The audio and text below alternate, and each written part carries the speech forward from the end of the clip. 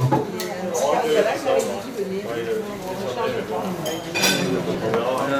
11 heures, on a un peu de temps.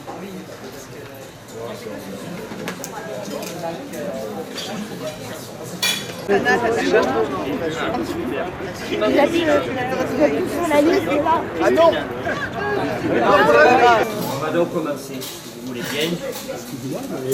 Merci à la presse d'être à ce rendez-vous important pour la région coopérative, représentée ici par les écologistes et la gauche, je dirais la vraie gauche. Donc c'est une région coopérative, mais c'est aussi, on peut le voir comme ça, une région solaire, une région solidaire, une région unitaire, une région plurielle et une région citoyenne. C'est ces valeurs-là qu'on veut défendre aujourd'hui, parce que la région coopérative, comme le dit en préambule ce dépliant, c'est une région qui sera coopérative, mais qui sera sociale, qui sera écologiste et citoyenne.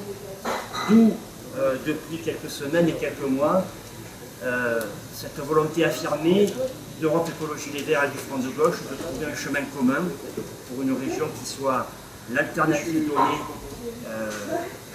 dès le 13 décembre prochain aux citoyennes et citoyens de la région de PACA, mais aussi du Var, puisque nous défendrons les intérêts d'une région au sein de laquelle se trouve le département du Var avec par exemple 70% de ses habitants éligibles au titre de logement social.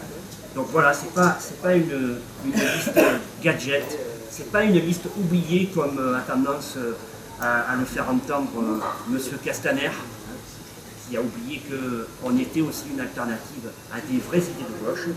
Et pour que cette région coopérative existe, eh bien, on veut affirmer aujourd'hui, et mes camarades ici présents le feront en même temps que moi après aussi, une région qui protège et qui défend l'emploi, qui protège et qui défend l'environnement, ses citoyens, un cadre de vie, et puis qui propose aussi des alternatives économiques. Parce que c'est ça aujourd'hui l'enjeu de cette région de PACA, c'est à la fois maintenir la région à gauche, mais pas pour le terme générique. C'est aussi parce que nous avons des solutions à apporter à tous ces citoyennes, toutes ces citoyennes et ces citoyens. Et bien sûr, on veut associer, fédérer, générer toutes ces énergies qui existent aussi bien sur le littoral, dans les métropoles, sur les territoires ruraux, enclavés, qui croient que la réforme territoriale est une forme d'austérité. Eh bien non, on veut apporter par les politiques publiques des solutions qui seront là pour justement un développement social et économique. Parce que effectivement, l'austérité, c'est pas notre ADN, c'est pas notre marque de fabrique. On va défendre cette politique coopérative, généreuse, de solidarité sociale, écologiste et citoyenne. Certains ont cru que le Front de Gauche ne pouvait pas apporter des réponses à l'écologie en général. Et non, moi aujourd'hui, je suis capable de dire que le Front de Gauche a évolué. Il est porteur des mêmes idées de l'écologie politique que nous. Nous avons des points d'achoppement et c'est ce qui fait notre force par complémentarité. Et nous voulons mettre à contribution ces différences pour apporter la richesse à cette région coopérative, la richesse en termes d'humanisme. La collusion est grande entre le pouvoir politique et le pouvoir financier. Et là, le chantier est grand, ouvert. On peut apporter des solutions par cette transition écologique en matière d'emploi, en matière de désenclavement des territoires.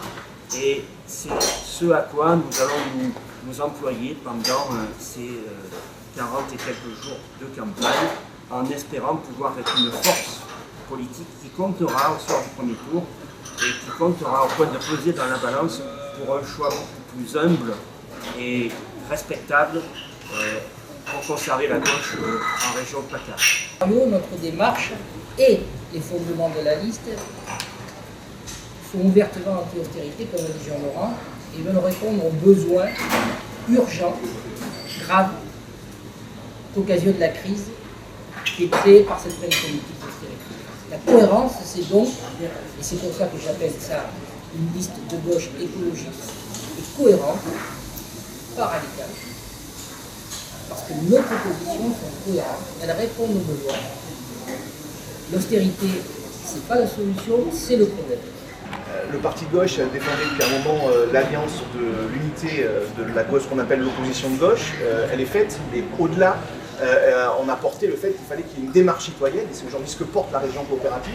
C'est pas juste un accord d'appareil, c'est une démarche plus générale.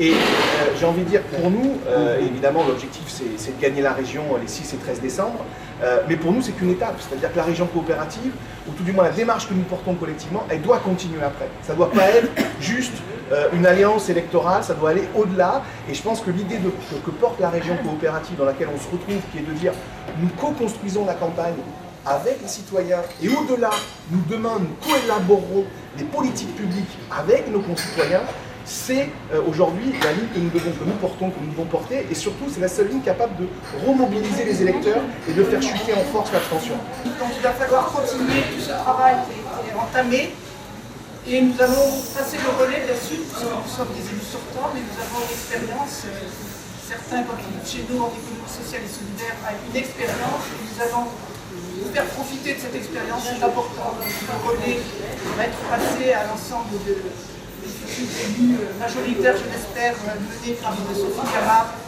et Jean-Marc Coppola. Donc vraiment, merci à vous tous que je vous engagez avec détermination et nous serons à vos côtés.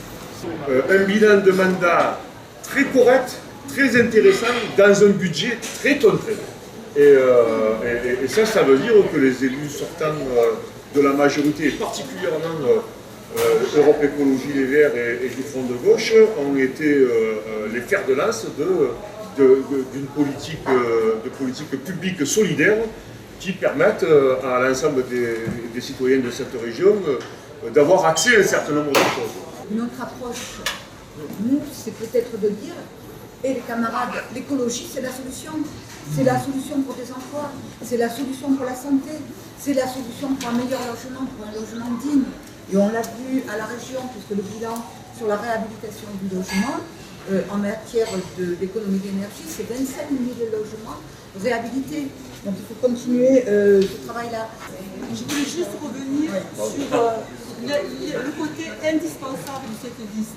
Je pense que dans tous les partis, on s'est posé la question de savoir qu'est-ce qu'on devait faire dans ces élections pour contrer le Front National et pour contrer la droite. Parce que c'est quand même ça, notre ambition, notre but, c'est que cette région, elle reste à gauche.